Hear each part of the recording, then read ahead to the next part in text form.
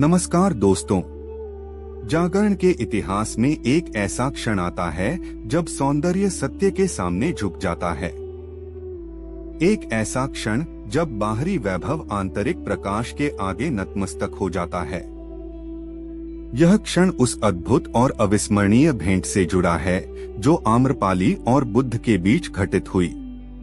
इस भेंट की गहराई को समझने के लिए हमें प्राचीन वैशाली में लौटना होगा। एक ऐसा नगर जो धन, विलास, संगीत और राजनीतिक गर्व से भरा हुआ था। उसकी गलियां रेशम और सोने से सजी थीं। महल ऐश्वर्य से दमकते थे। बाजारों में इत्रों की सुगंध बहती थी और इसी जीवंत वैभव के केंद्र में रहती थी एक स्त्री, आम्रपाली, वैशाली की शान। आम्रपाली का सौंदर्य साधारण नहीं था। वह किंवदंती बन चुका था, लगभग मिथक जैसा। कवि उसे उषा से तुलना करते थे। राजा उसका ध्यान पाने के लिए प्रतिस्पर्धा करते थे। राजकुमार उसकी एक मुस्कान के लिए युद्ध तक को तैयार हो जाते थे। पर जिस संसार ने उसके बाहरी सौंदर्य की पूजा की, उसी संसार के भीतर आम्रपाली एक गहरे शून्य को ढो रही थी। कोई सुगंध, कोई रेशम, कोई प्रेमी उस खालीपन को भर नहीं सका। सौंदर्य उसका मुकुट भी था और उसका कारागार भी। वह प्रशंसा से घिरी हुई थी, फिर भी भीतर से पूरी तरह अनदेखी थी। लोग उसके शरीर को चाहते थे, पर उसकी आत्मा को नहीं। और तभी एक फुसफुसाहट वैशाली के बाजारों और कमलश्रिताओं के किनारे फैलने लगी। बुद्ध वैशाली के निकट आए हैं।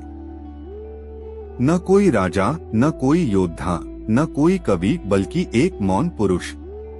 एक ऐसा पुरुष जिसकी उपस्थिति सेनाओं से अधिक शक्तिशाली थी, जिसके पास कोई संपत्ति नहीं थी, फिर भी जिसकी आभा सम्राटों को भी छोटा महसूस करा दे। आम्रपाली के भीतर कुछ हिल उठा। एक जिज्ञासा जो लगभग एक घाव जैसी थी। उसका हृदय उस सन्यासी का नाम सुनकर क्यों कांप उठा। उसने हर प्रकार के पुरुष देखे थे, पर किसी ने भी उसके भीतरी संसार को स्पर्श नहीं किया था। उसने बुद्ध से मिलने का निश्चय किया। जब वह आम्रवन पहुंची, जहां बुद्ध विश्राम कर रहे थे, तो कुछ विचित्र घटा। जैसे ही वह उनकी उपस्थिति में आई, हवा तक बदल गई। बुद्ध वृक्ष के नीचे बैठे थे, स्थिर, दीप्त, मानो पृथ्वी उनका सिंहासन हो और आकाश उनकी छत्रछाया। उन्होंने दृष्टि उठाई। उन्होंने न उसके सौंदर्य को देखा, न उसकी ख्याति को, न उसके आभूषणों को। उन्होंने सीधे उसके अस्तित्व को देखा। आम्रपाली ने पहली बार स्वयं को नग्न महसूस किया। शारीरिक रूप से नहीं, अस्तित्वगत रूप से। किसी ने पहली बार उसे सच में देखा था। उस दृष्टि में कोई वासना नहीं थी, कोई चाह नहीं थी, केवल शुद्ध मौन था। वह मौन उन सभी प्रशंसाओं से अधिक गहरा था जिन्हें उसने जीवन भर सुना था। संभलते हुए, कांपती आवाज में उसने बुद्ध को अपने घर भोजन का निमंत्रण दिया। उसकी आवाज किसी प्रतिष्ठा से नहीं, बल्कि अचानक जागी भक्ति से आई थी। वैशाली के राजकुमारों को जब यह समाचार मिला तो ईर्ष्या से भर उठे। एक गणिका बुद्ध को बुलाए और बुद्ध स्वीकार करें, यह उन्हें असह्य था। वे भी उन्हें अपने अपने महलों में आमंत्रित करने दौड़े।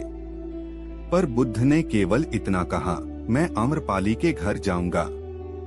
ये शब्द नगर में तूफान की तरह फैल गए। जब बुद्ध उसके निवास पहुंचे, महल दीपों और पुष्पों से जगमगा रहा था। संगीतकार तैयार थे, सेवक पंक्तिबद्ध थे। पर जैसे ही बुद्ध भीतर आए, सारा शोर विलीन हो गया। महल मंदिर बन गया। आम्रपाली कांपते हाथों से उन्हें परोसने लगी। वह उन्हें खाते हुए देखती रही। हर गति सरल, हर क्रिया मौन। उनमें न अहंकार था, न गर्व, न इच्छा, केवल उपस्थिति। उसका हृदय पिघल गया। यह ऐसा पुरुष था जिसे कुछ भी नहीं चाहिए था। जिसके पास कुछ भी नहीं था, फिर भी जो मानो संपूर्ण ब्रह्मांड को अपने भीतर धारण किए हुए था। भोजन के बाद उसके भीतर कुछ अपरिवर्तनीय घट चुका था। उसके जीवन का सारा बाहरी सौंदर्य इस आंतरिक प्रकाश के सामने धूल सा लगने लगा। आम्रपाली बुद्ध के चरणों में गिर पड़ी। अब उसकी आवाज वैशाली की प्रसिद्ध सुंदरी की नहीं थी। वह एक ऐसी स्त्री की आवाज थी जिसने स्वयं से बड़ा कुछ पा लिया था, और उसने वे शब्द कहे जो सदियों से कथाओं में गूंजते रहे हैं। भगवान, मुझे अपनी पत्नी के रूप में स्वीकार करें। मैं आपको अपना महल, अपने उद्यान, अपना वैभव अर्पित करती हूँ, पर सबसे बढ़कर मैं अपना हृदय अर्पित करती हूँ। मुझे अपने साथ रहने दें। यह प्रलोभन नहीं था, यह सामाजिक महत्वाकांक्षा नहीं थी, यह पूर्ण समर्पण था। पहली बार वह अपना सौंदर्य नहीं, अपनी आत्मा अर्पित कर रही थी। बुद्ध ने उसे करुणा से देखा। उन्होंने न उसे जांचा, न लज्जित किया, न ठुकराया। उन्होंने केवल उसके हृदय को देखा और फिर धीरे से बोले, आम्रपाली, मैंने विवाह का मार्ग त्यागा है। अवमानना से नहीं, समझ से। तुम्हारा प्रेम सच्चा है, पर मैं किसी एक का नहीं हूँ, मैं सबका हूँ। मेरा मार्ग दो का बंधन नहीं, सभी की मुक्ति है। मैं तुम्हारा हाथ नहीं पकड़ सकता, पर मैं तुम्हें वह मार्ग दिखा सकता हूँ जिससे तुम उसी प्रकाश को पा सको जिसे तुम मुझ में देख रही हो। ये शब्द उसके हृदय को तोड़ भी गए और भर भी गए।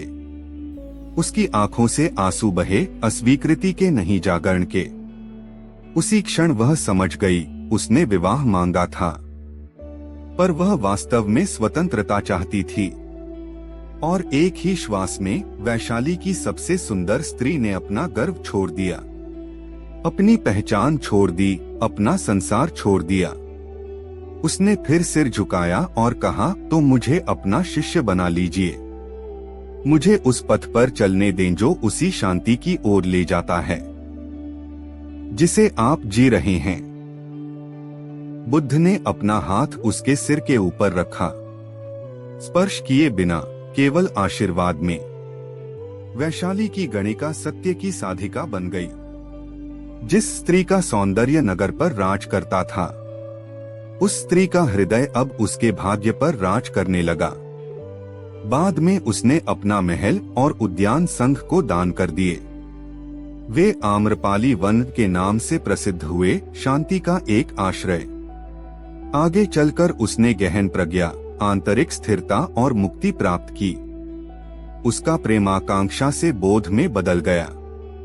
आम्रपाली की कथा प्रेम कहानी नहीं है, यह उस क्षण की कथा है जब बाहरी सौंदर्य आंतरिक सौंदर्य के सामने झुक जाता है। बुद्ध से विवाह का उसका प्रस्ताव कई परंपराओं में वास्तविक माना गया है, क्योंकि वह पति नहीं चाहती थी, वह स्वतंत्रता चाहती थी। वह उस उपस्थिति में रहना चाहती थी, उस प्रकाश में ठहरना चाहती थी। बुद्ध ने उसका प्रस्ताव स्वीकार नहीं किया, पर उसे संपूर्ण रूप से स्वीकार किया, कोमलता से, करुणा से, एक ऐसे मानव के रूप में जो जागरण में सक्षम था, और वह जागी। यही इस कथा का वास्तविक चमत्कार है। दोस्तों, यह कथा हमें सिखाती है कि सौंदर्य, यश, वैभव और प्रशंसा ये सब क्षणिक हैं। वे आंखों को भर सकते हैं, पर आत्मा को नहीं। आम्रपाली का दुख उसका सौंदर्य नहीं था, दुख यह था कि लोग उसे देखते थे पर समझते नहीं थे। और बुद्ध ने उसे वही दिया जिसकी उसे जीवन भर खोज थी, दृष्टि, स्वीकृति और मुक्ति का मार्ग। बुद्ध का संदेश स्पष्ट था, प्रेम जब चाह बन जाता है तो बंधन बनता है, और वही प्रेम जब समझ बन जाता है तो करुणा और स्वतंत्रता में बदल जाता है। यह कथा हमें याद दिलाती है कि कोई भी व्यक्ति अतीत या पहचान से बड़ा नहीं होता। गणिका भी साधिका बन सकती है और राजा भी भिखारी बन सकता है। सब कुछ मन की दिशा पर निर्भर करता है। सच्चा गुरु हमें अपने साथ बांधता नहीं, बल्कि हमें अपने भीतर लौटना सिखाता है।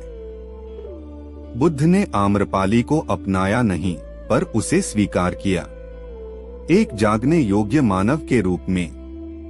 अंतिम उपदेश यही है कि जिसे हम बाहर खोजते हैं, प्रेम, शांति, पूर्णता, वह भीतर ही प्रकट होती है जब अहंकार झुक जाता है और चेतना जाग उठती है। यही जागरण है, यही मुक्ति है। दोस्तों, अगर यह कहानी अच्छी लगी तो इसे अपने मित्रों और परिवार के साथ जरूर साझा कीजिए।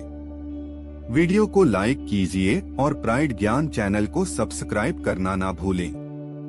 धन्यवाद।